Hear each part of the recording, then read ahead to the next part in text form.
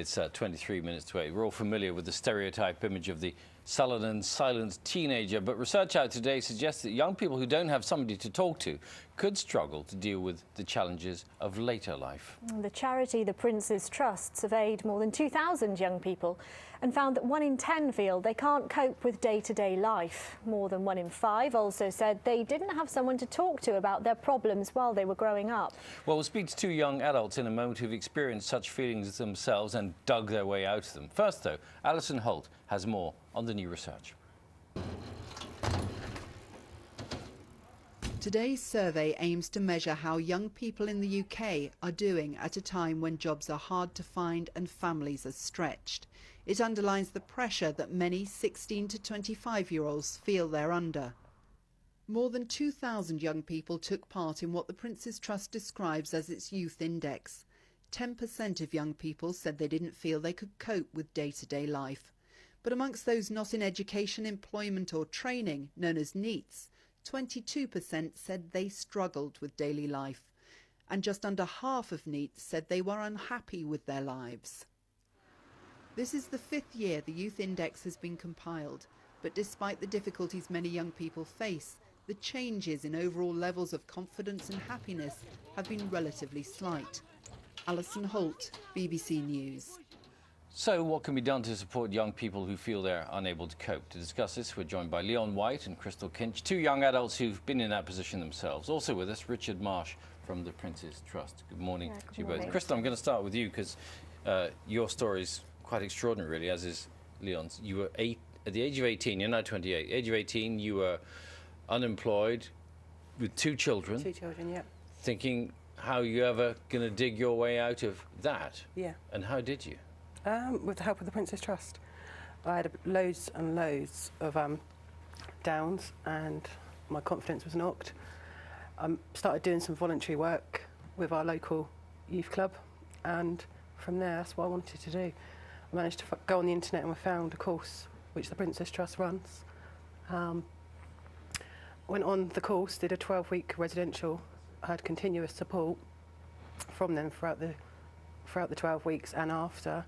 And from there, I've done my diploma now, just done my diploma, so it's all good. Yeah, moved on from there. Yeah.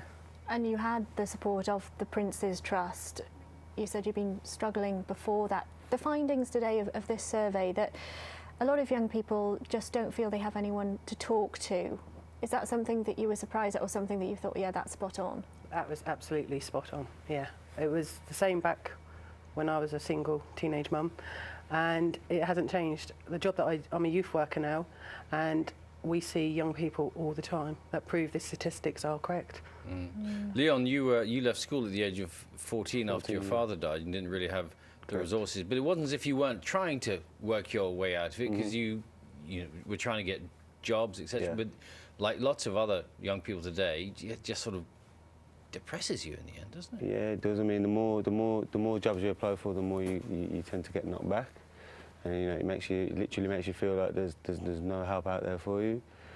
So it makes you think, well, what am I going to do with myself? And did you have anybody to talk to? No, because what I think you'll find is, I mean, certain different people come from different backgrounds, but I come from a background where it's quite a tough background. So you kind of put this front on, and you feel like, I'm too strong to be weak or want someone to talk to, so you just, you live inside your own mind and you just don't talk to no one about it, and what you find is that makes things a whole lot worse.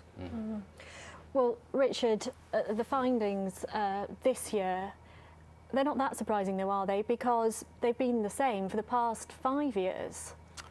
The Youth Index report that we published today actually show worse results this year than we've had in the previous 5 years. What we've got is 48% of young people who are unemployed are actually feeling, the majority of the time, either down or depressed, and that's a worrying trend. So it's actually going up, that percentage, you're saying. Well, why do you think that is? Is it to do with the economic climate? It's obviously to do with the recession, and part of the recession means that young people that perhaps haven't achieved at school, that probably haven't got some of those skills, are finding it tougher in the world of work. So, Crystal, I was going to say, where do young people get help? I mean, you were helped through the Prince's Trust, but if everybody who is in that situation, or in your situation, tried to get help from the Prince's Trust? Would they have the resources to deal with it? Where else can people go? I actually think there's a Princess Trust or your local youth work network, what's available in your area. I mean, you've got to see what's in the area. Yeah, and you actually you helped yourself by going and helping at the youth club. So you actually reached out and got involved with somebody else. Yeah, and we now run weekly drop-ins to help young people, and we do referrals to the Princess Trust because I think it's a valuable service for the young people. And Leon, you helped yourself effectively as well, Yeah. but you were given that helping hand by a friend who suggested the trust. But you were going out there looking for work week in, week out. Oh yeah, definitely. I was applying for jobs online, you know, sending out my email CVs and things like that. I just wasn't getting anything back. It wasn't until I walked into the job centre, seen a friend Nathan, who's actually a job ambassador for the Prince's Trust. He approached me and said, you know, get on to doing a course. It's worth doing. I didn't expect to get so much out of it. It's probably the best move I've made in my life today. Brilliant. Richard, do you have the resources to help everybody who might come knocking on your door after seeing this? Hopefully, yes. This year we work with 55,000 young people across the UK, and we know that with our programmes, 3/4 of those will go into work, education and training. So for young people watching this that might find themselves resonating with the message of where they find themselves, please do get in touch with the Prince's Trust. The message is there is help out there, as Crystal and Leon have demonstrated. Please get in touch with us. Website briefly. Prince's Trust, and free phone number 0800 842 842. And we'll put that on our website this morning. great. Thanks very much. Thank you very much, and for sharing your stories with Crystal, us. Leon, Thank thank you so much. Thank you. Coming up to 7:45, this is